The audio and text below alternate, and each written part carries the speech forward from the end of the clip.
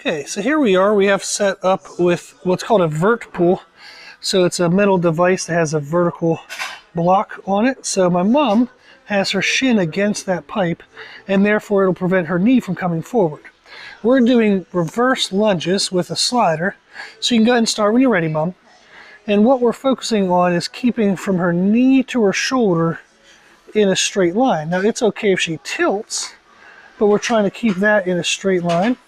And what this is doing is it's helping us when we barbell squat, when we do RDLs, deadlifts, any kind of like hinge or squat, keeping the shoulder to hip in a braced straight line so she doesn't like overarch or aggravate her lower back by losing ab tightness.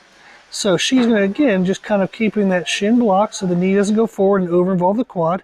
This is forcing her to use her hip on the other side to create that hinge that we would have in the bottom of a squat. So when you're ready, we'll switch to the other side. So you can use anything that you can block your shin with. It can be a bench, it can be, a peg in a squat rack, anything at all.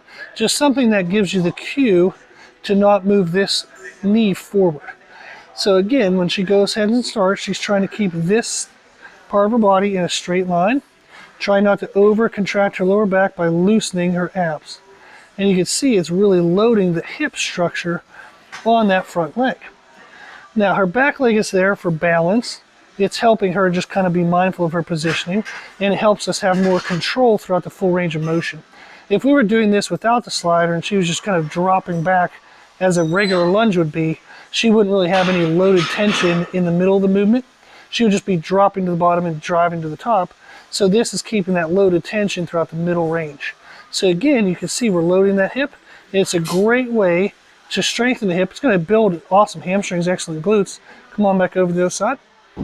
So it's a great exercise for body sculpting, body building, and that would kind of depend on your diet. So if you have muscle damage and you go home and you eat excessive calories, the body can use the extra calories to build tissue. If you eat in a controlled manner, it'll just kind of create better shape as it heals. So what we're going to do again is she's keeping this back leg on the slider. She's bending it. You can see how she's using her arm as a guide. She would feel, if the leg were to stay too straight, she would feel the thigh wanting to kind of come back behind her hand, and her body would look like more scooped. So that hand staying in place is helping her control the thigh position of the back leg. So again, we're just trying to drive through that front leg, and the majority of the pressure on the front leg is going to be in her heel. So her center of gravity of herself is definitely coming back behind her foot. So she has to drive through her heel to drive back up, which actually activates her hip even more. If she were to try to drive through her toes, she'd actually be activating the quads. And that's again why we're preventing her knee from coming forward. So this is a great exercise to help us target just that hip on the front leg, so unilateral hip work, and help us work on the concept of keeping a tight braced and kind of properly positioned spine during a squat movement. She can see on one leg, if she were to be doing this motion with both legs, it would look like the bottom of a squat. So her hip is going back, her chest is tilting enough forward so that way it's maintaining balance, and that's the bottom of a squat.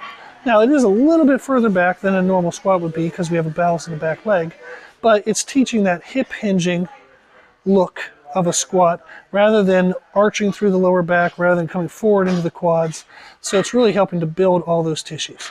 So this is something you can try. For video purposes, we're just doing sets of 3, but we'd actually be doing sets of 5 to 10 typically. You can goblet load this if you want, like by just holding a weight to the front. But that's single leg reverse lunge with slider and a shin block. Awesome. Good job, Mom. Okay, now we're back, but we're actually using a PVC pipe on my mom's back, and this is going to represent a barbell. So our goal in learning this movement is that the core bracing, keeping the hip to the shoulder a unit where there's no bending or arching, is the same whether we have a bar on our back, whether we have a kettlebell out in front of us, or dumbbell, whether we're goblet loaded, front loaded, back loaded, doesn't matter. So she's going to do this now with that pipe as a way of simulating a barbell, but obviously not adding the weight or the imbalance issue. So it's just going to have the same positioning. So go ahead and start when you're ready, Mom. So again, she's keeping a straight brace from the hip to shoulder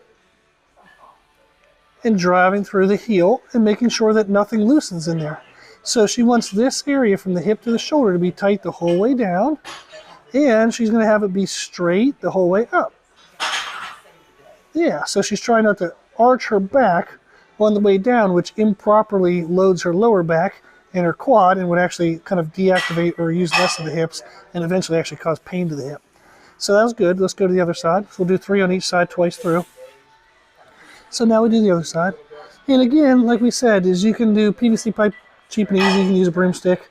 This can be anything that just holds you in place in your shin. But the idea, again, is that she's doing this bracing. So if somebody you had trouble with arching their back in their squat, or if they have like lower back pain, their knees would cave in on the way up, this is really just helping to fix the core positioning and the hip strength. So you can see at the bottom how much of a tilt position she gets in, which is just pretty much like the bottom of a squat, so it's perfect. So this is a great exercise, and again, we would do typically sets of like 5 to 10. If somebody got strong enough at this, that this positioning, like with just body weight or a PVC pipe, come on back over the other side, we're gonna do 2 sets. Thank you.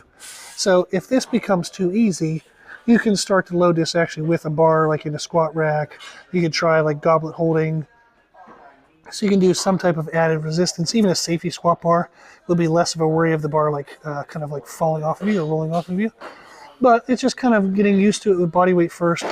And the main focus here is just learning the mechanics and the positioning. So it's not worried too much about like loading it as much as it is being perfect in the quality. If you're perfect in quality, the ability to load this as a regular barbell squat when you have both legs in the ground, that would actually be the increase in the way in which you would get stronger. So this is more so learning how to be in a good position to express your strength.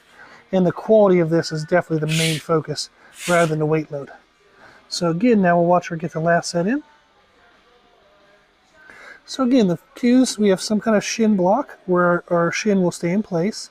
She has her ribs and abs tight in. So she's holding her P, pulling the belly button in, the ribs down, and she's maintaining this as a straight line as she sits into that hip. She's driving through her heel on the way up. So again, she's sitting back with the hip, allowing her body to tilt forward just like it would with a bar. And then she's driving through the heel and squeezing through the glute. Awesome job. Okay, so we'll let her finish one more. So give these a try. If you have any questions or if you want any other tips or other exercises, just reach out to us. Our email is brutalirongym@gmail.com. Great, thanks for watching.